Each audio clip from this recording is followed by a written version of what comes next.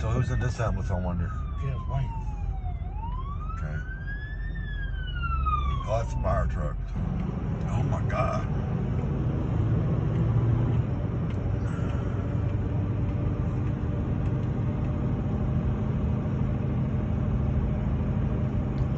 Say hello, everybody. This is Vitale Justice here, and for those of you who don't know, my son was involved in a serious accident late Sunday night. It's Tuesday now. And to clarify things up front, my son has the same name that I do. I'm Vitale Justice. He's Vitale Justice II. So let's just clarify so y'all don't get confused here in the next part of the video. About 6 years ago, I met Vitale Justice in Odessa, Texas.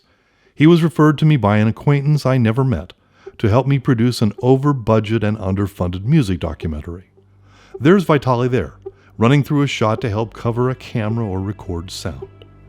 Because I write mostly nonfiction and I mostly deal in truth, what I'm about to tell you is all true and pretty unbelievable.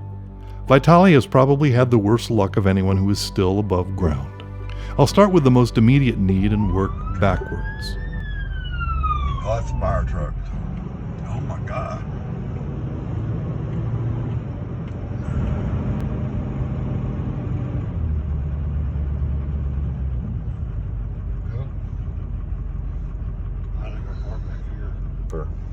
Well, yeah, but I don't want to, I just keep saying I don't want to go around very in mixed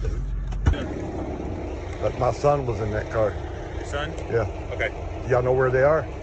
They got transported to Midland.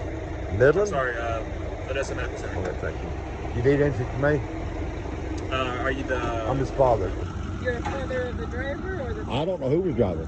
What's your name? My son's name is Vitale Justice. Anyway, he was injured pretty badly. The car's totaled.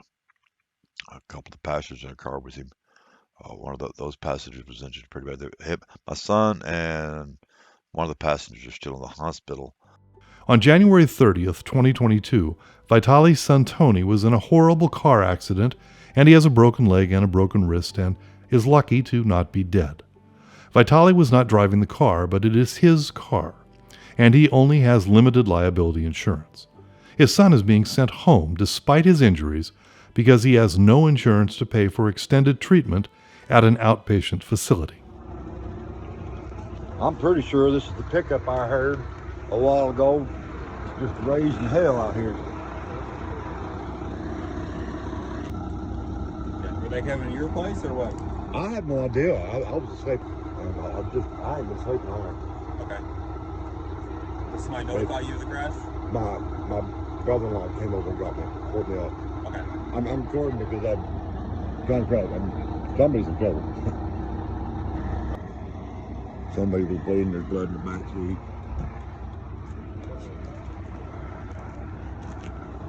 That was late Sunday night. Monday afternoon at 3 p.m. they took him into surgery. Instead of being in there 2 or 3 hours, he was in surgery until after 1 o'clock this morning.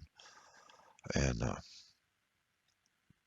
I don't understand everything they was trying to tell me about putting his bones back together in his leg, but they couldn't do it the way they normally do. They had to do something different, so it took a lot longer, and he's not going to be able to put any weight on it and use it for a pretty good while. They're talking about that when they finally release him from the hospital, that he's going to need to go to either a nursing facility or someplace like that does physical therapy and rehab for 2 weeks to a month before he even comes home. Vitale is a proud man with manifold talents. He would be working at whatever he could find right now, literally at a wage that is unfair even for Texas. But his wife Pam is essentially an invalid. I know this because Vitale did a job for me where he left Pam home and traveled to Oregon to help us set up a studio. He stayed for 4 days working as a video consultant and worried about her every minute he was gone. There's more about Vitale that you might like to know. How he's worked as a long-haul trucker, a pizza restaurant manager, a car salesman, a mechanic, and a video and music producer. How he's been swindled out of payments from crooked producers, how he's produced music that he was never paid for, and how he has tried hard to cobble together a life that is respectable and self-sustaining. He is a proud man, but life has just about beat him down. He now worries more about Tony and Pam, less about the daughter he rarely sees, and his heart is still broken by the daughter who committed suicide at 21 more than a decade ago. I told you this is unbelievable. We don't even know if that guy has insurance yet or not because the PS is not going to release the accident report for at least 10 business days. Yeah, I'm really concerned about it.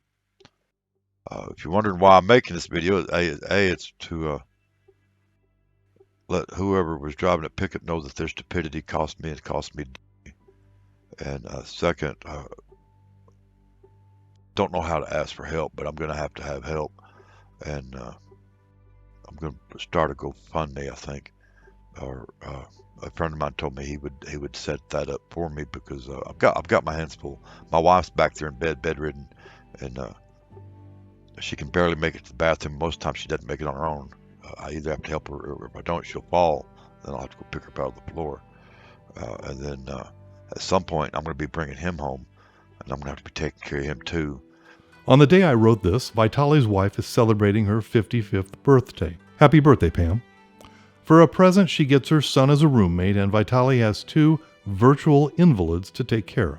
So this is a GoFundMe for a guy with other issues in his family. A man who shoulders the world to help other people and who cannot get a break except a bad one. Vitale is someone who would do anything to help you even when he is hurting himself. He gets up each day to face uncertainty, and for the most part, he doesn't complain. Thanks for thinking of giving him $5 for the ride he gave you that one time, or $10 for the music he helped you produce, or $20 for the time you needed a meal and he fed you. Not to mention the editing he did on your documentary, or the time he hurt himself working sound and finished the project even though he could barely breathe. And you withheld $100 for some reason. He could really have used that $100. He keeps me honest by reminding me that life is not anywhere close to a thick steak and baked potatoes.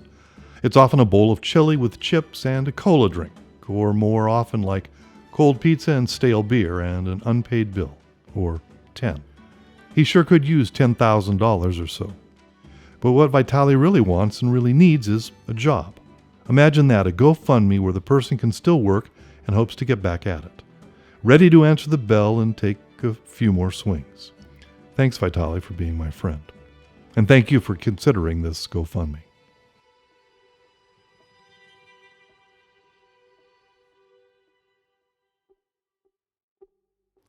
Vitale is my friend, and he reminds me that while my problems are sometimes overwhelming, his are often worse.